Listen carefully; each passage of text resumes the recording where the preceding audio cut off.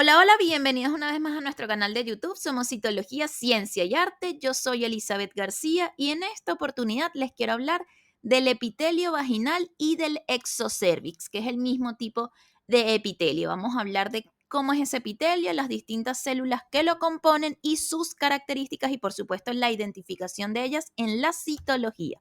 Pero antes de comenzar, no olviden suscribirse a nuestro canal, darle clic en la campanita para activar las notificaciones y no se pierdan ninguno de nuestros videos. Y por supuesto, no olviden darle like, comentar y compartir. Recuerden que con eso ayuden a que nuestro canal crezca y que este video pueda llegar a muchas más personas. Y si quieres acceder a contenido exclusivo, puedes darle al botón unirse y acceder a alguna de las 3 membresías que tenemos disponibles para ti, que además de tener contenido exclusivo, también podrás contar con descuentos para nuestros cursos y diplomados. Los invito a visitar nuestra web citologiacienciayarte.com y allí podrán tener toda la información relacionada a nuestros cursos y diplomados y por supuesto también información relacionada al mundo de la citología. Y los invito también a seguirnos en Instagram, @citología, ciencia y arte. Y allí semana a semana, todos los jueves, hacemos los citotest, que son preguntas teóricas y prácticas relacionadas, por supuesto, a la citología y son muy pedidos y solicitados por todos ustedes, así que no se lo pierdan. Ahora sí, vamos con los que nos trae a este video. Vamos a hablar de ese epitelio que forma lo que es el recubrimiento de la vagina y de la parte externa del cuello uterino, que es lo que conocemos como exocervix. Ese tipo de epitelio es llamado epitelio plano estratificado no queratinizado. Comúnmente vamos a llamar a estas células planas. Recuerden que en la citología yo voy a tener las células descamadas de ese epitelio. Allí tenemos un esquema de cómo sería ese epitelio en un corte histológico, en condiciones normales. Y vemos que consta de 4 capas de células o de grupos de células. La capa más profunda, que es ahí cada una de las capas está señalada, la capa más profunda está formada por células basales. Son esa primera línea de células y son las que van a dar origen, son las que se están dividiendo por mitosis y dando origen a las que vienen por encima, que son las células parabasales. Esas células basales, esa primera capa, está en íntima relación con lo que se conoce como lámina basal. Y esa lámina basal es lo que separa al epitelio del tejido estromal, que es todo lo que viene por debajo del epitelio. Todos los tejidos están conformados de esa manera. Por encima de las células basales vamos a tener a las parabasales, que, como ya les mencionaba, provienen de la división de esas células basales.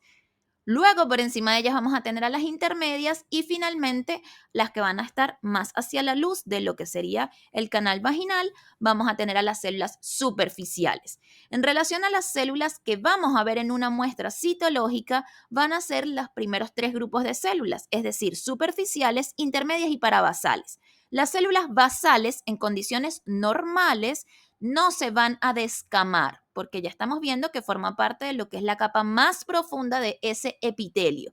Y en condiciones normales, lo que no es un proceso tumoral maligno, no tienen por qué descamarse estas células porque vean todas las células que hay por encima antes de llegar a ellas. Entonces, las células basales solamente las pudiéramos llegar a observar en lo que son procesos tumorales malignos porque allí no hay una maduración correcta del epitelio y podemos llegar a ver células bastante inmaduras que pueden llegar a ser esas células basales. Pero generalmente no, de hecho, en condiciones normales las células basales no se van a evidenciar en la citología.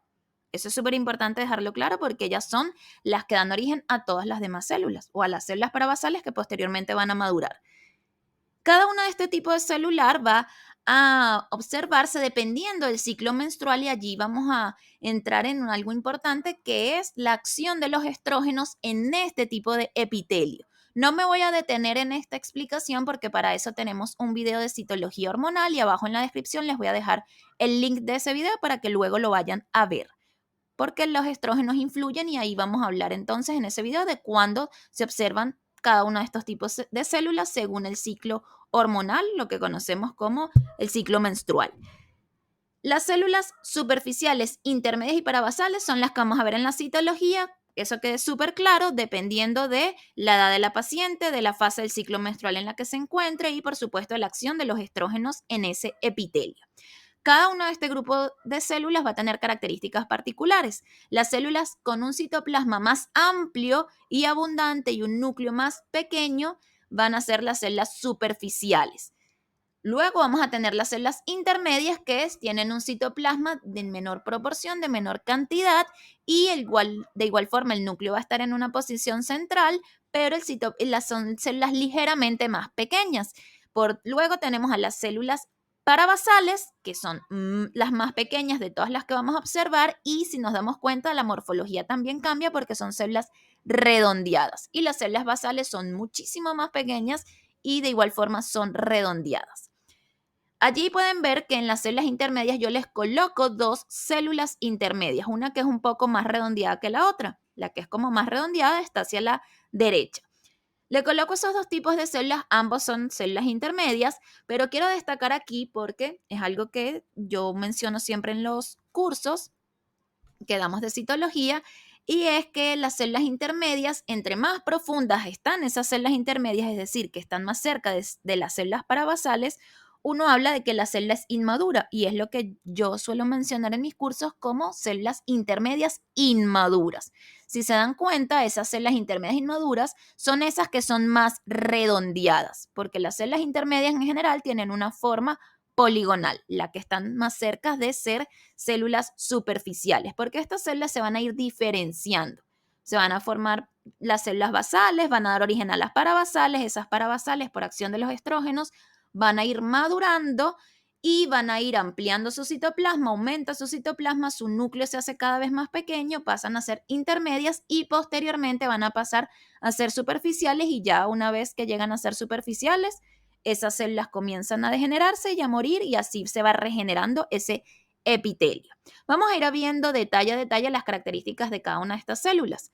Tenemos aquí las células superficiales. Las células superficiales, su forma es poligonal, también puede, de una forma popular de llamarlas, es como un aspecto de huevo frito, es la típica célula que cuando uno estaba en la escuela le enseñaban una célula y le dibujaban como esa célula en huevo frito, así son las superficiales. Lo cierto es que no todas las células de nuestro cuerpo tienen esa morfología, pero las células planas sí, y específicamente las superficiales. Entonces hablamos de que tienen una forma poligonal.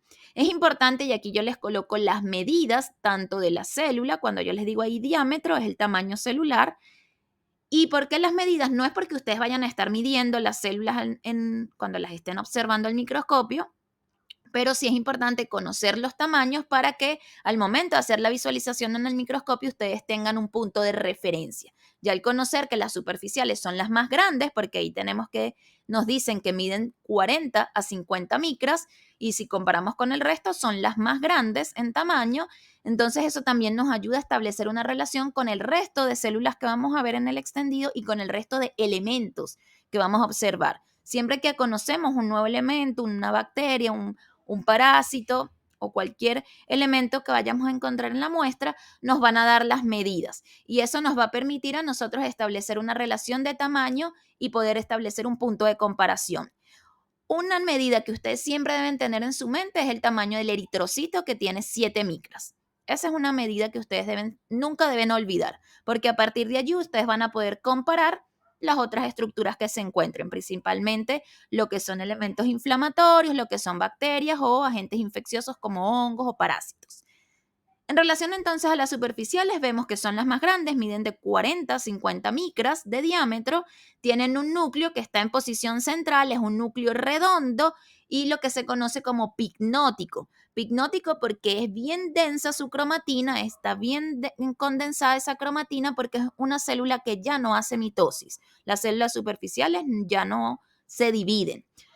Y por eso el núcleo se hace cada vez más pequeño. Cuando vemos una célula que tiene un núcleo con una cromatina bien condensada y el núcleo cada vez más chiquitito, eso me habla de que es una célula que no está haciendo ya ese proceso de división celular. El núcleo mide aproximadamente unas 5 a 6 micras y ahí me permite hacer esa relación con el eritrocito que yo les mencionaba. Recuerdan que el eritrocito mide 7 micras. Entonces el núcleo de una superficial va a ser ligeramente más pequeño que un eritrocito. Recuerden, eritrocito, glóbulo rojo. El citoplasma es poligonal, es decir, esa célula poligonal con las tinciones de Papa Nicolau, que es la que utilizamos para teñir muestras cervicovaginales, el citoplasma se va a ver de color eosinófilo, porque se tiñe con eosina. ¿Y qué quiere decir eosinófilo? Que va a ser rosado, un rosado pálido como estamos viendo en la imagen. Y el citoplasma va a ser abundante. Estas células superficiales pueden llegar a presentar granulaciones en su citoplasma y es lo que se conocen como gránulos de queratohialina. Ya vamos a ver imágenes con cada uno de esos detalles. Luego tenemos las células intermedias, cuyo diámetro es de 30 a 50 micras, o sea que pueden llegar a ser tan grandes como una superficial, pero incluso más pequeñas porque ahí estaban ese grupo que yo les decía de células intermedias inmaduras, que son aquellas que se tienden a ser más redondeadas. Y así como son más redondeadas, también su núcleo se vuelve un poco más grande y prominente en la célula.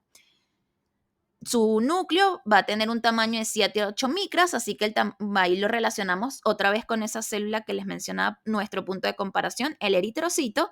Así que es un tamaño aproximado del núcleo del intermedio, es del tamaño de un eritrocito aproximadamente. El núcleo siempre es redondo y está en posición central. Esto es muy importante tenerlo claro, la posición del núcleo, la forma de los núcleos, porque eso me permite, por supuesto, comparar con otros tipos celulares y establecer esas diferencias y, por supuesto, lograrlas identificar. También van a tener forma poligonal. Cuando hablamos de las células intermedias maduras, van a tener esa forma poligonal como esa que estamos viendo allí, pero cuando ya el citoplasma se ve ese borde citoplasmático más redondeado y vemos que la célula más bien tiende a ser redondeada, comenzamos a hablar de que es una célula intermedia inmadura. No llega a ser una célula parabasal, porque al lado tienen la célula parabasal que es redonda igual, pero no llega a ser una célula parabasal porque vean que el núcleo no alcanza el tamaño de una célula parabasal. Todavía sigue siendo un núcleo bastante pequeño, prácticamente del tamaño de un eritrocito. Va a ser ligeramente un poquito más grande que el núcleo de una célula intermedia madura, que son estas de citoplasma poligonal. El citoplasma igual va a ser bastante abundante y algo importante con las células intermedias es que en el citoplasma de estas células hay glucógeno y el glucógeno es muy importante porque las bacterias que forman parte de la microbiota normal de la vagina son los bacilos, que seguramente ustedes lo habrán escuchado, bacilos de Doederlin o esa microbiota bacilar o flora bacilar. Esos bacilos se alimentan del glucógeno de estas células y allí es cuando se produce lo que conocemos como fondo citolítico. No es tema de este video, pero ya que les menciono el glucógeno, es importante hablar de este fondo citolítico. ¿Qué es el fondo citolítico? Es cuando tenemos la presencia de 3 elementos principales. Bacilos, detritus celular, el detritus son restos de citoplasma, y núcleos desnudos. ¿Y todo esto por qué? Consecuencia de que los bacilos se comen el glucógeno de las intermedias, por lo tanto van a degenerar a las células intermedias, las van a destruir. Como se alimentan de ellas, entonces quedan fragmentos de citoplasmas y núcleos desnudos de estas células intermedias y todos esos elementos en conjunto es lo que conocemos como fondo citolítico. Ahora vamos a hablar de las parabasales. Las parabasales son las más pequeñas, son redondeadas y vean que tienen un tamaño de 15 a 30 micras. Pueden llegar al tamaño de las intermedias inmaduras y son mucho más pequeñas, por supuesto, que las superficiales. El núcleo también está en posición central, es un núcleo mucho más prominente y cuando me refiero a prominente es que es más grande, ocupa más espacio dentro de ese citoplasma. Y vean que el tamaño nuclear es de 8 a 10 micras, más grande que un eritrocito, es un núcleo bastante grande que ocupa un volumen importante dentro del citoplasma celular. Es un núcleo igual redondo en posición central y el citoplasma, bueno, es redondeado y homogéneo. Si yo veo vacuolas en esta célula es porque estoy observando cambios reactivos o cambios degenerativos, que no vamos a entrar en esos detalles. También les voy a dejar el link de ese video en la parte de la descripción para que vayan también a conocer cuáles son los cambios reactivos y degenerativos en las células. En condiciones normales, el citoplasma es homogéneo de todas estas células. Si se empiezan a ver vacuolas u otros hallazgos en el citoplasma, se debe a otra cosa, pero en condiciones normales es un citoplasma homogéneo. Hablamos de homogéneo que se tiñe todo por igual de forma pareja. Vamos entonces a ir viendo con detalle las células superficiales. Allí tenemos una imagen donde les señalo esos gránulos que les mencionaba, esos gránulos de queratoyalina.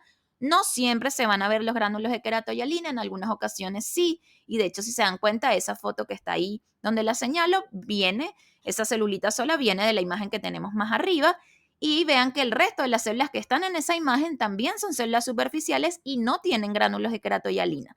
Entonces, en algunas ocasiones se les van a observar estas granulaciones. Es importante que conozcan que eso es algo completamente normal de esas células. Tenemos otra imagen de células superficiales, vean allí con ese aspecto de huevo frito, con el núcleo bien chiquitito y central, con ese citoplasma rosado. Y algo importante, ¿cuándo vamos a ver esas células superficiales o en qué condiciones van a estar estas pacientes para no decir, bueno, es normal que encuentre este tipo celular?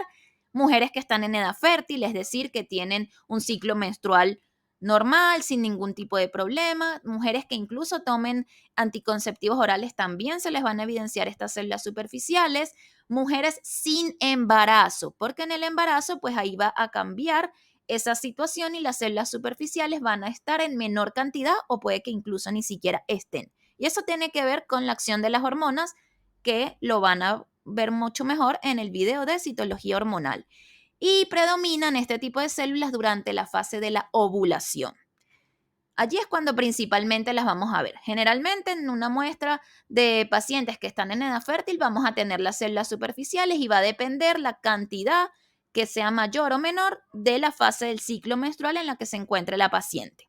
Así que una paciente en edad reproductiva es normal encontrarle células superficiales. Luego tenemos las células intermedias y allí les muestro esas células con glucógeno. Eso que vemos allí, esa zona amarillenta que se ven esos citoplasmas de esas células que yo les señalo ahí, el glucógeno, esa zona amarillenta es una vacuola amarillenta, eso es el glucógeno. En algunas ocasiones lo van a ver de esta manera, como se evidencia en esa imagen, y eso es importante que también sepan identificar este tipo de vacuolas cargadas de glucógeno y no lo confundan con otro tipo de cambios que podemos ver en procesos virales, otro tipo de cosas como cambios por BPH, coilocitos, no. Esto que está aquí son simplemente vacuolas de glucógeno y es completamente normal en las células intermedias porque ya sabemos que ellas en su citoplasma contienen glucógeno. El núcleo va a estar en posición central, vean que es un núcleo redondo, homogéneo, y eso es importante porque cuando ustedes comienzan a ver lo que son células atípicas y malignidad, pues las características del núcleo son uno de los hallazgos o de los criterios que más van a tomar en cuenta porque se altera esa morfología nuclear y las características de esa cromatina. Y en la imagen de la derecha vean que tenemos todas las tres células que están allí son intermedias, pero si se dan cuenta hay unas que tienen ese aspecto poligonal del citoplasma, como ese aspecto muy similar a ese huevo frito que les mencionaba en las superficiales, pero esa que está señalándosele el núcleo, vean que el núcleo es mucho más grande y que además el borde del citoplasma o la célula en general es más redondeada. Eso es lo que uno llamaría una célula que sigue siendo una célula intermedia, pero está más cerca de ser una célula intermedia inmadura, porque todavía no ha ampliado más ese citoplasma y no ha tomado esa forma poligonal. Y aquí tenemos más imágenes. Bueno, en esta imagen tenemos células superficiales e intermedias en la misma imagen.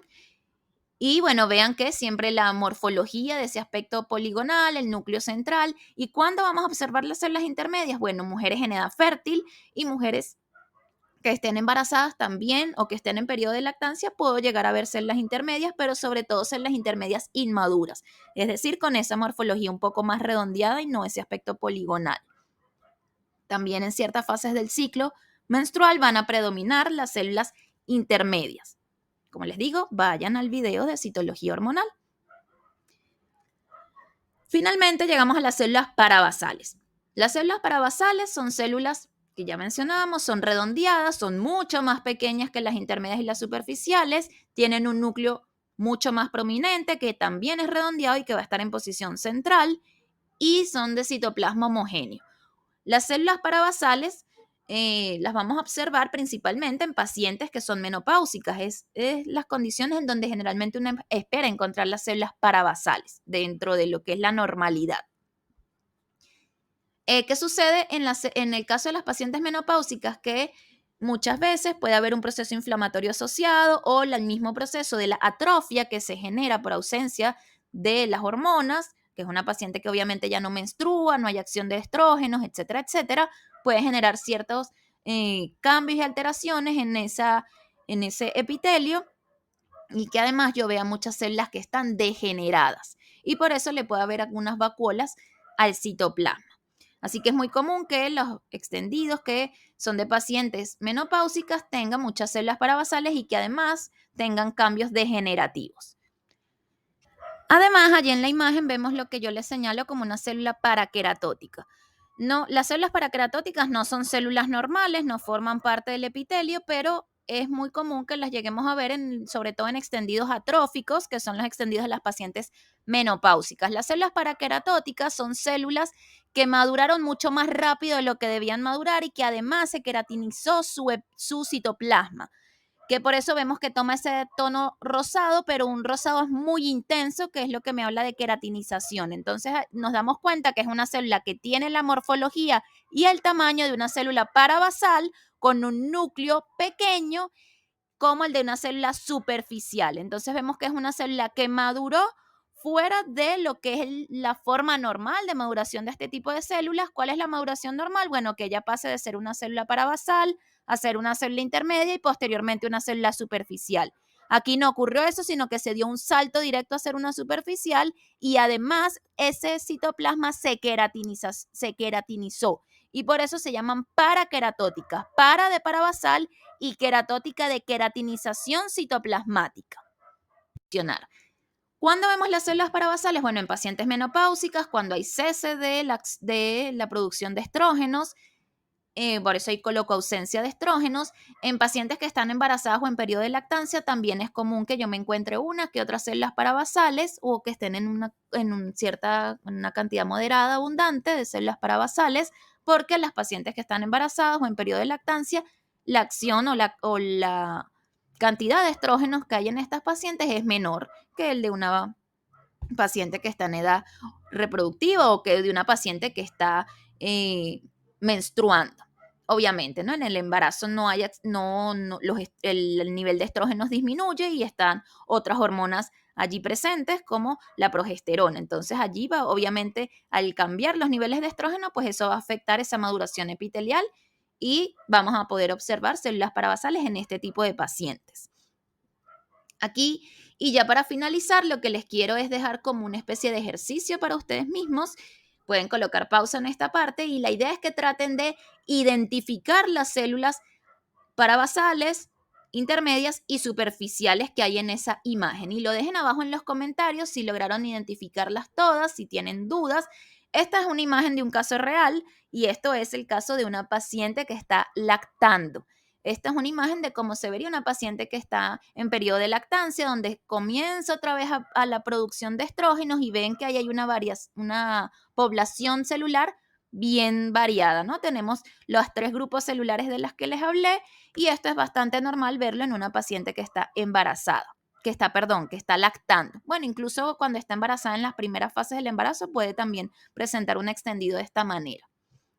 Así que se los traigo de ejemplo para que vean que no siempre en el extendido van a ver exclusivamente un tipo celular, puede haber una combinación de 2 o de los 3 tipos celulares y por supuesto es importante que tomen en cuenta las condiciones clínicas de la paciente, es decir, la fecha de la última menstruación, si está embarazada o no, si está en periodo de lactancia, si toma algún tipo de terapia hormonal, pastillas anticonceptivas, etcétera. Si es que tiene histerectomía, todas estas informaciones son importantes. Les dejo este ejercicio para que lo hagan y lo dejen en los comentarios si lo lograron identificar, si les gustó este video. En verdad, este es un video hecho para aquellos que están comenzando sus estudios en el área de la citología y, por supuesto, para aquellos que quieren reforzar conocimientos, también es ideal que vean este tipo de videos. Pero lo hice especialmente para los que están empezando, porque cuando yo empecé a estudiar la carrera ya hace algunos años atrás, hace bastantes años atrás, era difícil conseguir esta información y entonces quise que tuvieran la facilidad de las medidas, de las formas, de imágenes y facilitarles un poco ese aprendizaje. Espero que les haya gustado, no olviden darle like,